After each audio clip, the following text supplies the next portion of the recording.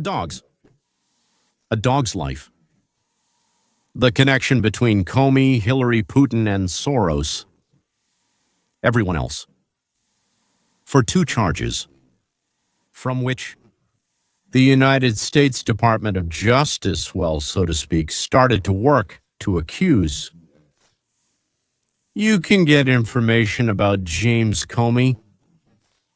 5 years for each crime. A lot, if not everything, depends on the judge and the selection of the jury. And I have some shocking news for you. But before we begin, gentlemen, for our sponsors, those who subscribe for $4 a month or more to support the channel, we're starting a weekly meetings on Thursdays.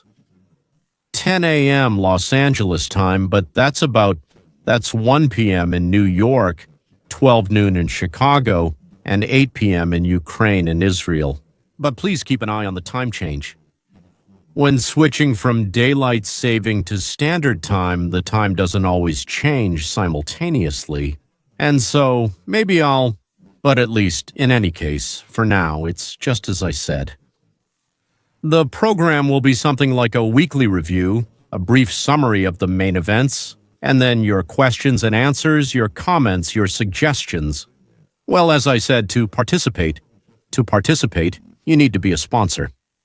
You need to become a sponsor, so Comey and everyone else, or the rest of the gang, which includes, from our point of view, the Clintons, the Soroses, the Barack Obamas, and other Brennans, Schiffs, and Letitia James.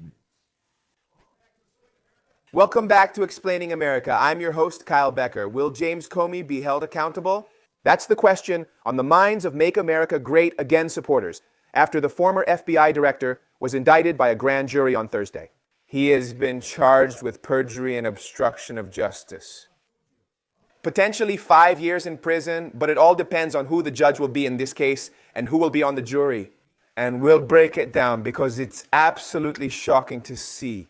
So, how many cases will we see where Biden officials, Obama officials either get just a slap on the wrist or don't face real accountability? That's our systemic bias in the judicial system, and it's already too much. So when James Comey was indicted by a grand jury on Thursday, there was hope. I hope, like many of you, that Comey is the first sign of change, or maybe the first crow, to be more precise, and others will be brought in after him. The judge who got this case, and our system works like this, you file it with the district court, and then as they say, boom, whoever gets it, next, and so on. The judge who got this case was appointed by Biden. Well, that means, so to speak, that he's a progressive liberal, or a liberal progressive, who knows, right? Well, or just a socialist. But he knows that the whole country will be watching his work. Because all eyes will be on this case, and if he wants to discredit the court with fake motions and actions like presenting or not allowing things as evidence that are obvious, clear evidence against Comey and others, so to speak, judicial manipulations, well, he will simply discredit the entire judicial system. But, as we know from the Democrats and their judicial appointees, they are not above that. How many activist judges have we already seen this year who are trampling on our judicial system? Todd and Carly, former FBI Director James Comey is charged with 2 counts, including making false statements and obstructing a proceeding of Congress. Both alleged offenses are related to Comey's testimony at the Senate Judiciary Committee hearings in 2020, which focused on the investigation into ties between Russia and President Donald Trump's 2016 election campaign. Comey is now considered a potential criminal. His case, the one I told you about, the grand jury has allowed it to go to court. Item 1. On September 30, 2020, James Comey knowingly made false and fraudulent statements to a United States senator during a Senate Judiciary Committee hearing, denying he had authorized anyone in the FBI to be an anonymous source for news reports about the FBI's investigation of the first person. That would be a leak. To tell Andrew McCabe to make a leak He told his friend, Columbia University professor Daniel Richman, to leak it to the New York Times. That's what happened. Yesterday we showed you this clip, and today we'll go through all of it. Second point. On or about September 30, 2020, in the Eastern District of Virginia, the defendant, James B. Comey, attempted to corruptly influence, obstruct, and impede the proper exercise of authority during an investigation conducted before the Senate Judiciary Committee. Throw away the key. These are the article violations. 5 years in prison per count James Comey. He faces 10 years in prison. And as Mike Davis said, oh, come on, please tell us what we have. Davis's tweet. Poor aide. So much news. As Mike Davis said, you don't understand, James. This is only your first indictment. This isn't the only indictment. It's just the first one. It's a meme from The Simpsons. This is the worst day of my life. The worst day of your life so far. Come on, James. We've got something else for you. Don't worry. It's just your first charge. James Comey's own blessing will be the key evidence against him. One of the people he trusted and with whom he led the FBI will be a key witness, stating that no, he authorized me to leak information contrary to what he testified in Congress.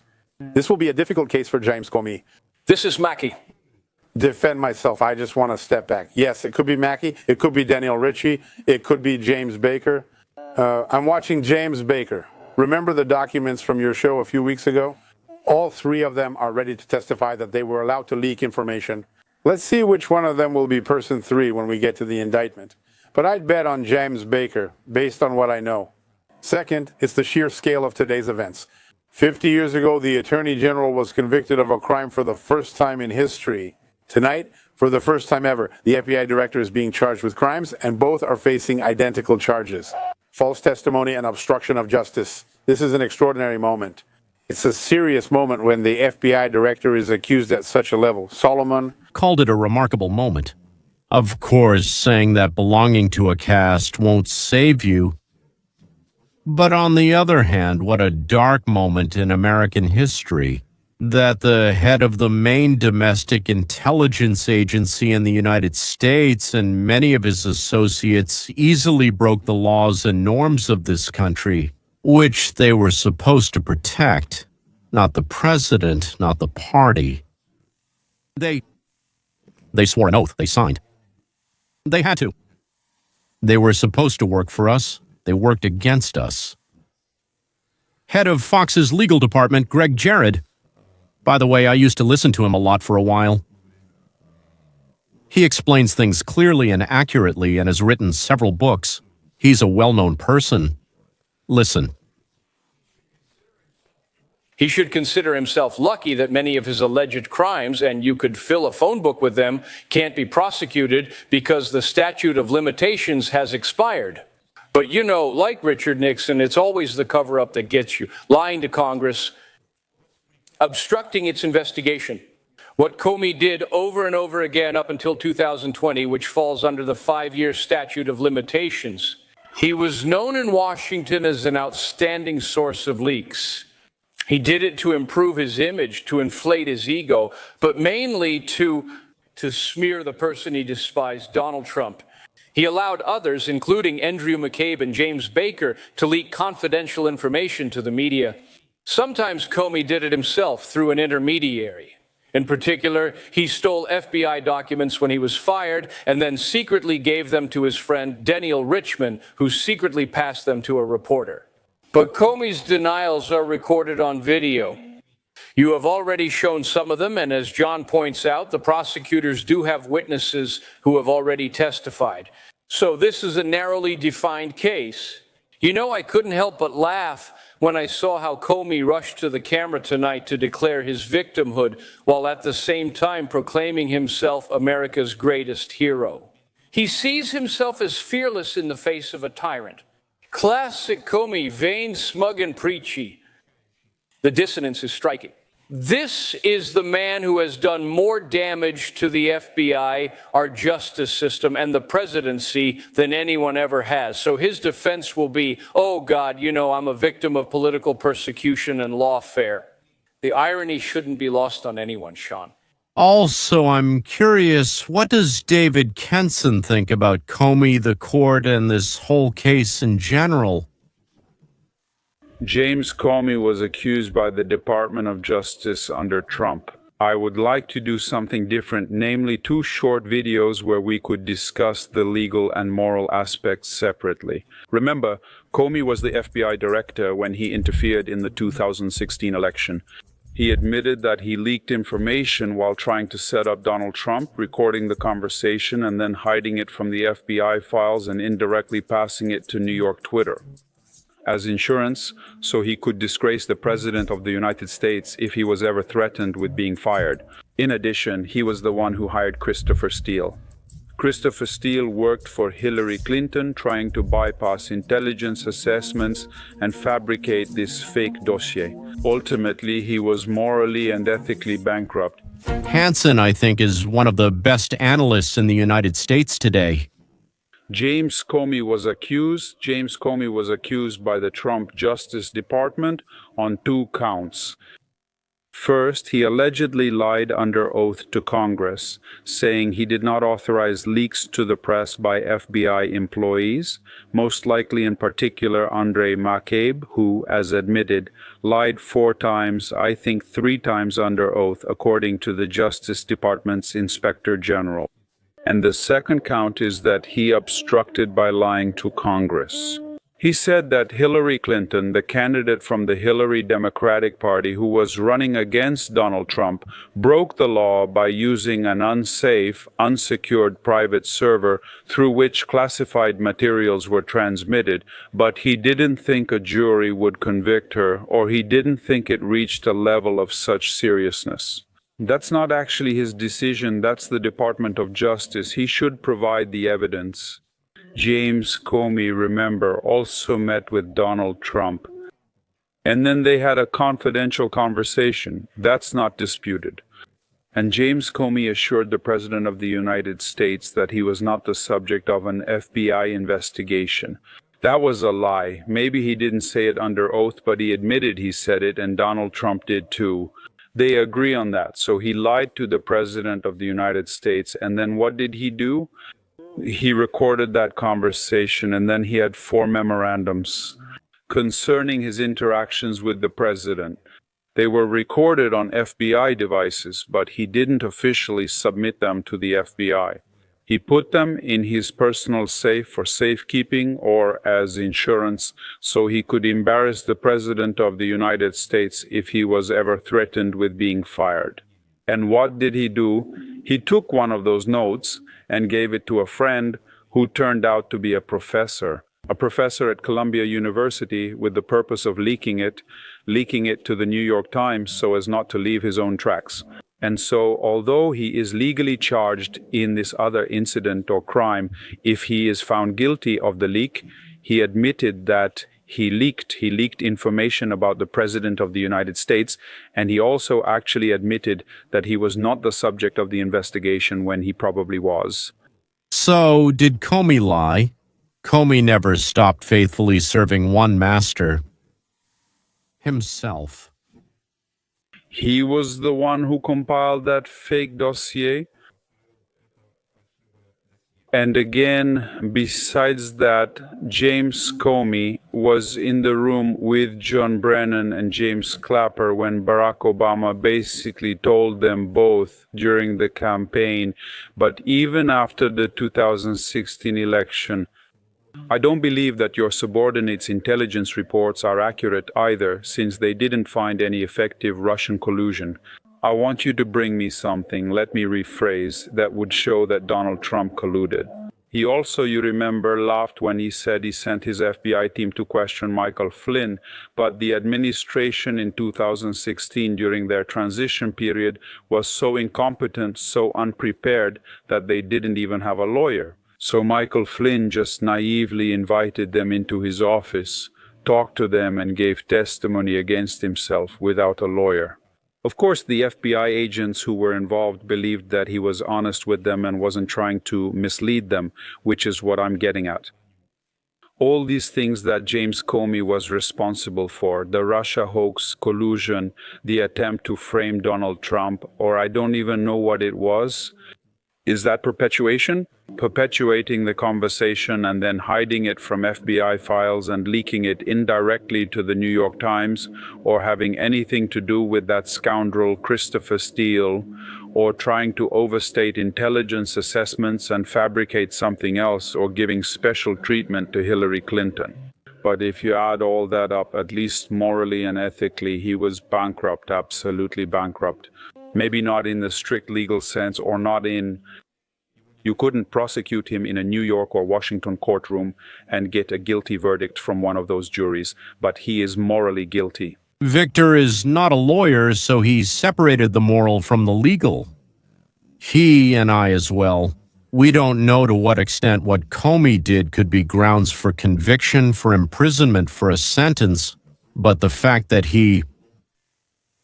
it's disgusting filth, well, that's kind of clear even without a legal education. The figure behind Comey, Hillary, Obama is, of course, Soros. His money is what allowed all of them to get where they are. Soros just turned 95. I hope he's not immortal.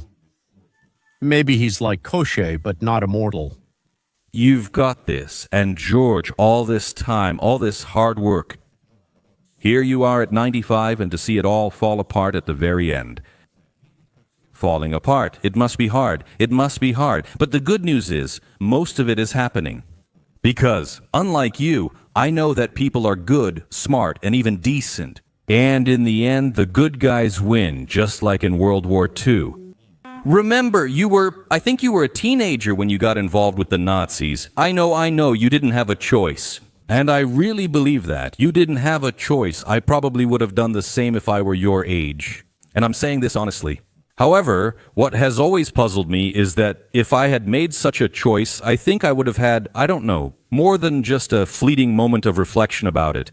What has always puzzled me is that according to you, you never once looked back and didn't feel a single second of guilt or regret. I mean, I think I'm right. You took and sold property from homes that the Nazis seized from Jews. They sent Jews to death camps, and you cleared out the houses and sold the valuables. It's strange that you have no regrets or reflections about that.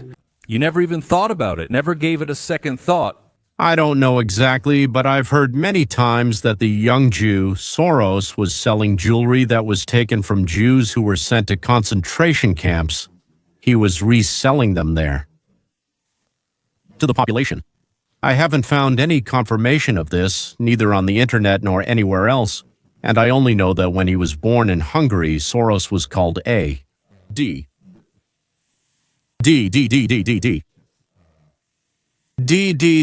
Schwarzenka D. Maybe. D. Pert Schwartz. Sorry. I think he became Soros when, in 1947, he was 17 years old and his family moved to London. A little later, in 1992, Soros was already the president of the Quantum Investment Fund, gathered a group of very wealthy people, and crashed the British currency. Soros made £1 billion sterling from this and got the nickname the man who broke the Bank of England. After gaining experience, Soros organized the Asian financial crisis in 1998, and before that, in 1994, he caused, I think, the devaluation of the peso in Mexico, and in 2013, he caused the fall of the Japanese yen. An outstanding person. It became absolutely clear that you are truly a psychopath when you talked about, and I quote, conducting these little experiments with countries and currencies that you crash. You know that people suffer, but you find it, and I quote again, I don't know, amusing. Ruining hundreds of thousands of retirees. Causing millions of people around the world to become impoverished. Soros said in an interview on 60 Minutes that he did it because it was amusing. Fun, he said, amusing. Now, I called you a creepy guy, and if it weren't for the creepy attractiveness of your son Alex, I would wonder, and maybe you would too, whether he really is your son, because he doesn't look like you at all. Of course, he's creepy and all that, but how is he a simpleton? I mean, you were known as the man who, broke the Bank of England. That's what they called you, the man who broke the Bank of England. Now your son is breaking another bank. But it seems this one is yours, which is odd, because when it comes to investing and making money, wow, what a disappointment your son is. Yeah, George. Wow, what went wrong? Anyway, several countries have banned you. Your organizations were even banned from their country because you were so effective at crashing currencies and societies. But when your son took control of Soros Fund Management, the thing you built your whole life, it was a global empire. In December 2021, one of the first things he did was invest $2 billion to buy nearly 20 million shares of an electric vehicle company called Rivian. He bought the shares for $70 to $100 each. Actually, he was so confident with your money that this was the largest single investment your fund had ever made. And, now I don't want to point fingers, but, later those shares were selling for $18. Looks like you lost over $1 billion. Of course, Glenn Beck, the legendary Glenn, gives a half-joking and rather gloating speech addressed to Soros. But honestly, I was also pleased to learn that what Soros Sr. earned from English pensioners, his son lost in the green economy, which the fool believed in. The son believed. Your son, maybe, you never would have believed it, right? Because it's one thing to say, well, Obama, right? Oh, there will be terrible warming. All the cities and oceans will be flooded. Don't settle near the shore. As soon as he left the presidency, he immediately bought an $18 million house and estate that's just located right on the shore. If the water rises by just 1 centimeter, everything will be flooded. Well, there you go. As they say, talk all you want, but do you really believe it yourself? Fool. There you go. So he was shouting, we're for the green economy, we're for the green economy. And then he actually started investing in it. And he wasn't just pretending, like 2 million here and there, which for him wouldn't even be noticeable, but 2 billion. What a jerk. In fact, with the steps he's taking with the work of your whole life, wow. HedgeFollow is a website that tracks and ranks hedge fund performance in the United States. They currently give Soros Fund Management, your company to which you have dedicated your life, a rating of 1 out of 5 stars, making it one of the least successful in the country. Fool. They say an American and his money are soon parted. Wow, that's what they give. And, another reason I doubt he's your son is that you've always prided yourself on being a man in the shadows, someone no one could ever point to. Do you understand me? Your son is very proud. Pride? Something comes after pride. I can't remember the phrase. I should look it up. But anyway, happy birthday, George. This guy, your son, is taking selfies with some of the... Well, honestly, these are some of the biggest losers in politics right now, but, the actual impact of your life's work seems to be fading quickly. Actually, in July 2023, the Open Society Foundation, you announced that you were cutting 40% of your staff worldwide.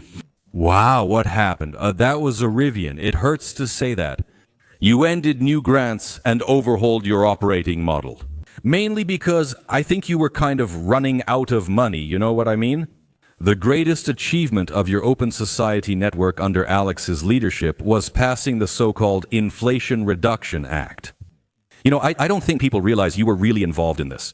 Actually, one of the guys who worked for Open Society, you reopened the Open Society Foundation office in New York so you could lobby and became one of the biggest specifically for that. Actually, he was indiscriminate. He was so involved that he was even honored to be present at the vote when it passed. Wow, God. Oh, God. Now that this is falling apart, too, Let me ask you, when you accepted this, was it because of Rivian? I don't want to keep bringing it up, but I'm saying this because at the same time, your son spent at least $4 million on a failed attempt. And you would think, who could be that foolish? Certainly not George Soros' son. He's really, really smart. Why would he do that? Well, now, it could be because at that time, Rivian was starting to build a gigafactory right in her state, and he was asking the state for, some subsidies. Well, she didn't win, and all that money was wasted. But the good news is that Biden, at the very last moment, gave Rivian $6 million and $500 million as a loan for the plant from the Department of Energy. God, that's not one of those things Donald Trump cut, is it? Oh, that must hurt. It seems to me that Glenn Beck doesn't really like Soros, and he doesn't really approve of what he does. But it's not just Glenn who doesn't like Soros, It's a big day. I didn't know. It's an important day. I didn't know about this birthday. For some reason, it's not in my calendar. I mean, why do you think that is? I don't know. I mean, I'm talking about a person who really made an impact on our world. He really did. He's 95 years old. He outlived nearly everyone who tried to stop him. And to be honest, most of the economies he tried to crash as well, so that's nice. And I just wanted to say happy birthday, George Soros. I mean, I know we've had our disagreements. You once threatened my life. I called you a creepy guy. But come on, let's put all that aside. I mean, you crashed a few currencies just for fun. You funded enough political movements around the world to keep small countries in turmoil for over a century. And you turned philanthropy into a truly scary word. You're like, wait, the Soros Foundation is behind this. I mean, that's pretty interesting. You take my breath away when we talk about philanthropy, which is nice. And somehow you've learned to blame, from inflation to a crumbling society, people who point out your involvement in our ever-crumbling world. Or, if you can't blame it on them, then it's the weather. So, Gentlemen, you may be wondering something. Why did I start talking about a coma, and after the coma, I'm telling you about Soros? So, it's very simple. In my opinion, they are links in the same chain, or maybe different sides of the same coin. Svadobnaya Kazdi, yeah, neither of them cares about people's suffering, not at all. They always do whatever is personally beneficial and enjoyable for them. Well, you might say right away, well, we're all selfish. We all do what's beneficial and enjoyable for us, but I haven't finished my sentence yet. They do this without paying attention to the fact that their actions cause suffering to thousands of people. Soros in 6 countries. He crashed the currency. How? He pushed a huge amount of the population's wealth beyond the brink of poverty. And for him, as he said, it was just for fun. Well, fun entertainment. And the little fat man from North Korea arrested his own uncle, whom he suspected of plotting to seize power and conspiracy. He arrested him and about 24 aides and assistants. They were all stripped, smeared with fat, and released into an enclosure with dogs that had been starving for several days. And the cherry on top was that in the stands of the hall where this happened, where the enclosure was set up, all the top officials of North Korea were sitting with their families, and in the central box they seated the children and families of those who were being torn apart by the dogs. Kim Chen-in, he also thought that this fan, he probably enjoyed it. Both what was happening inside the enclosure and what was happening in the hall. Just to be clear, the audience was warned that if anyone tried to leave during the performance, they would immediately be thrown to the dogs. No one stood up. No one left. Bye. The big, smart, handsome, gentle leader of North Korea didn't pack up and leave. Comey organized it. And supposedly, for the storming of the Capitol, he sent about 300 FBI agents there, dressed up in all sorts of Make America Great Again symbols. They were beating, smashing things, luring people inside, and starting fights. As a result, 1,270 people were convicted.